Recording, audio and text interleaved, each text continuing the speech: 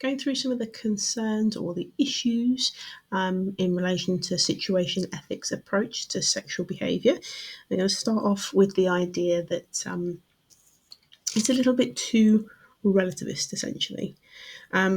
Unsurprisingly, given that one of the four working principles is the idea of relativism, it can be said that natural law or situation ethics approach to sexual ethics doesn't really take into account the fact that there are, according to Christian doctrine, according to kind of the Bible, certain kind of sexual absolutes, as it were. So it quite clearly says in black and white in the Ten Commandments, do not commit adultery. There isn't any kind of leeway with regards to that. There isn't implied in it any depending on the circumstance or depending on whether it's an expression of love, etc., etc. That's not what the commandments suggest, and they are referred to as commandments, not kind of guidance, the 10 guidance rules or the 10 pick them if you want to, but you don't have to kind of suggestions.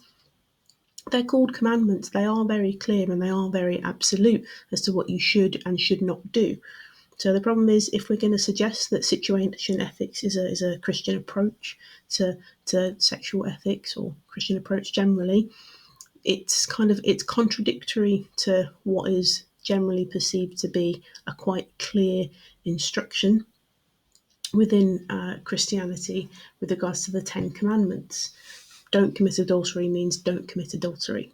And there are other instances there where there are kind of absolutes about how we should and shouldn't do, how we should and shouldn't conduct ourselves, written in the Bible, written in Scripture, that don't kind of leave leeway for depending on the circumstances or relative to the individual situation.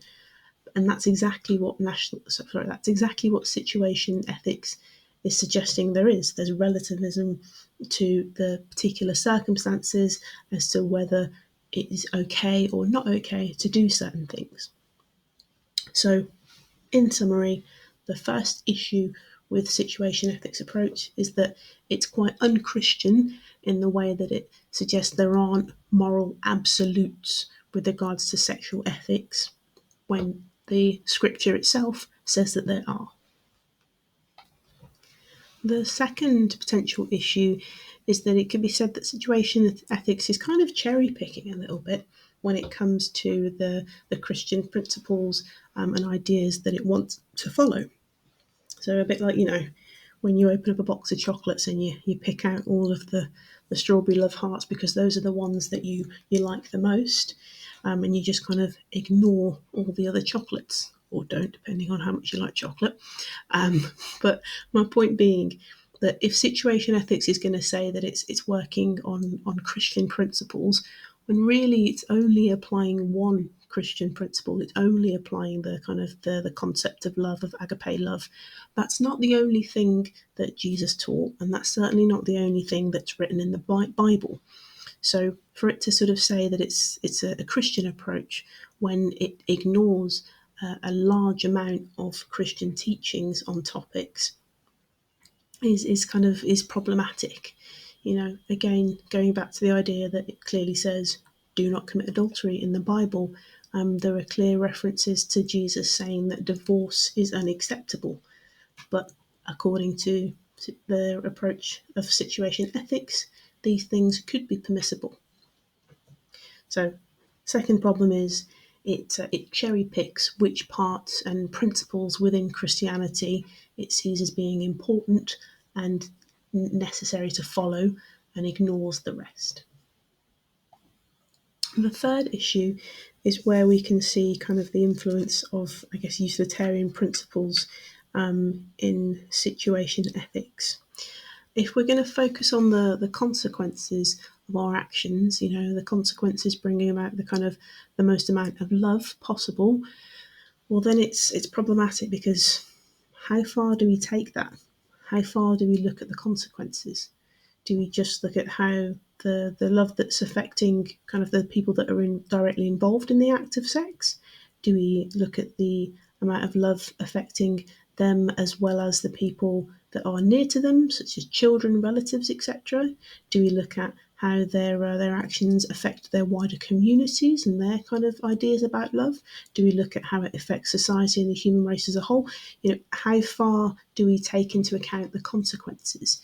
You might think that it's entirely up to you as an individual, how you choose to behave in regards to your sexual practices, but to a certain extent, you are setting a precedent. You are kind of, in your choices, potentially influencing other people and how they might make their decisions going forward, be they people that are close to you or not. We as human beings, it's kind of instinctive for us to kind of want to look at what others are doing and to have a bit of a herd mentality a lot of the time. So to deny that your actions have an impact on others that aren't directly involved in the actions is a bit naive, really. I mean, it's more simple to see when we look at things like children, because we can quite clearly see that if I choose to have extramarital relations, then it's going to affect the lives of any children that I have with my partner. There's a more obvious kind of direct impact and consequence of my actions there. But should that be taken into account?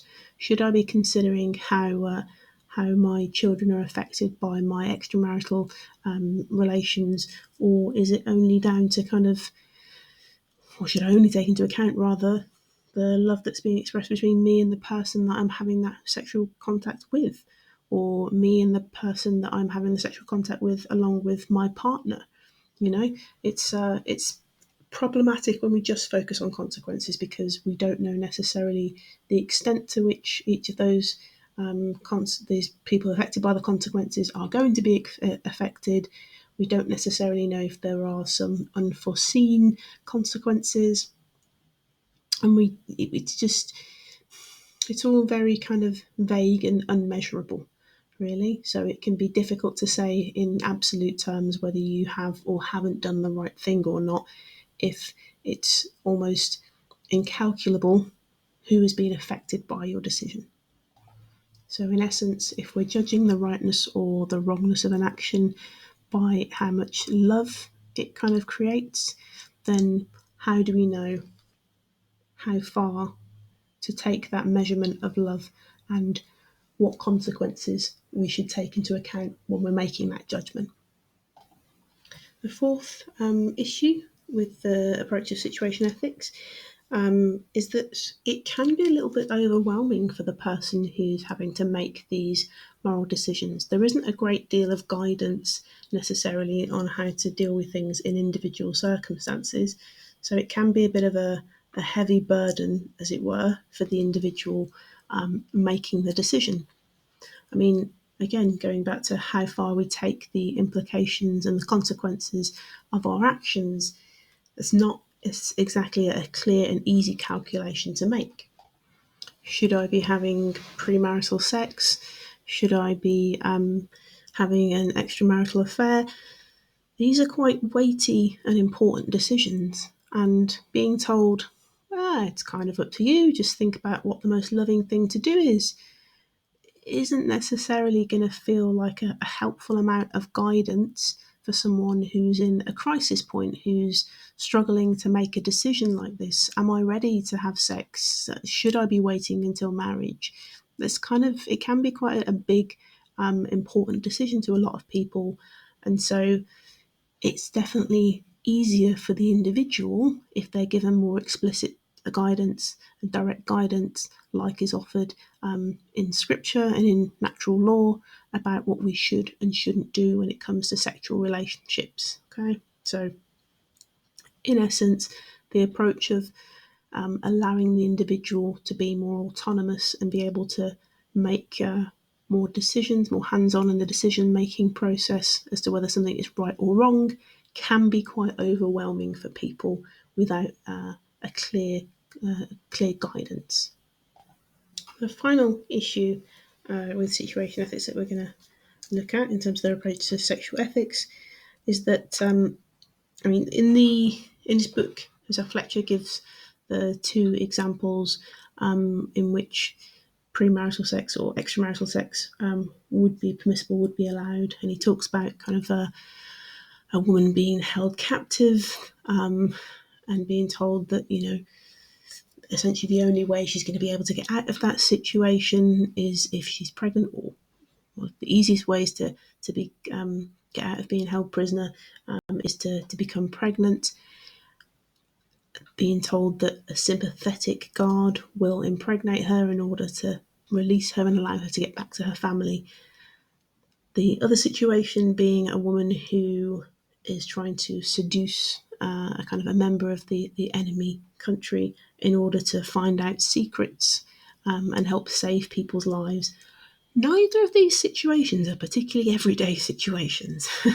It's not very often that you're held prisoner and told that being impregnated is the only way to escape. It's not very often that you are told that you must sleep with someone, a foreign agent, in order to, find out information and save people's lives. These are pretty extreme, rare cases. Once in a blue moon, you might say. Okay, so the exceptions that situation ethics kind of gives for when things that most other theories would consider immoral are allowed. So whilst with these situations where it says it's okay to have extramarital sex, it's okay to have these premarital sex, etc., the circumstances are so extreme and so rare, they just feel like exceptions to the rule rather than the rule themselves. They seem like kind of very, very unique and unusual situations in which we could apply the idea of extramarital sex being okay rather than a genuine kind of day-to-day judgment on whether extramarital sex is actually okay or not. So, yeah, it's great. It gives you a bit of flexibility, but the flexibility in terms of these decisions being morally right or wrong only really seems to apply to very unusual cases. So, in summary, the idea behind this agape love and kind of the theory, the way it gets there, it only seems to apply to very unusual circumstances, difficult circumstances, like the two examples that Fletcher himself gives, and they're so rare that it seems silly to apply a general rule about how we should and shouldn't behave on a circumstance, or to create a general rule on how we should and shouldn't behave, what is morally acceptable and acceptable on a circumstance which is very unlikely and very rare.